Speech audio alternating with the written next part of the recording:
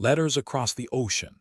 The wars had taken its toll on the world, leaving behind a trail of destruction, death, and displacement. Amidst this chaos, Henry and Margaret found solace in each other's words. They exchanged letters, their pens weaving a tale of love and longing that transcended the vast expanse between them. Henry was stationed in Europe, fighting on the front lines. Margaret, back home in America, wrote to him with fervor, pouring her heart out onto the pages. Their correspondence began as a simple exchange of news and updates, but soon turned into a passionate expression of love and devotion. As Henry navigated the treacherous landscape of war, Margaret's letters became his lifeline. He clung to each word, cherishing every sentence as if it were a precious gift. Her words were his comfort, his solace, his reason for fighting on.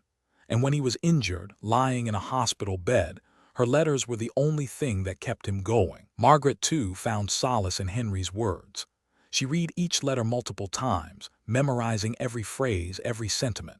His words became her strength, her courage, her reason for believing that there was still good in this world. As the war raged on, their love continued to grow. They shared stories of their days, their hopes, and their fears. Henry told Margaret about the beauty of the French countryside, about the kindness of strangers, and about the horrors he had witnessed. Margaret shared her own struggles, her doubts, and her dreams. Their letters were a lifeline not just between them but also to the world around them. They wrote of the small things, the sunsets they imagined together, the laughter they shared in their minds, and the hopes they held for a better future. And as the war raged on, their love became a beacon of hope, shining brightly amidst the darkness. When the war finally ended, Henry was left to pick up the pieces of his shattered world. He was injured, but his spirit remained unbroken. With a newfound sense of purpose, he set out to find Margaret, determined to hold her in his arms and make their love real.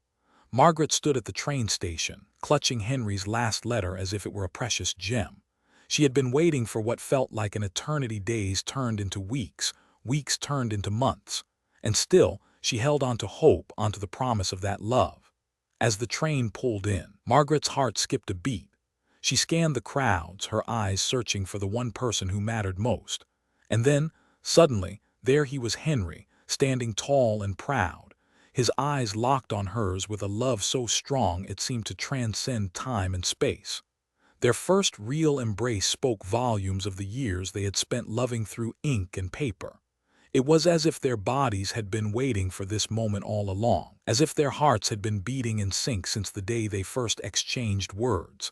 As they held each other tight, the world around them melted away. The noise of the train station faded into the background, replaced by the sound of their own heartbeat, the rhythm of their love.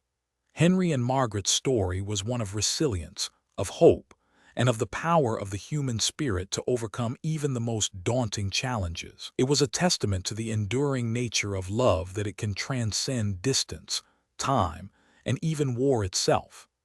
As they stood there, wrapped in each other's arms, they knew that their love would last a lifetime, a flame that had been fanned by their letters across the ocean, but now burned brighter than ever before.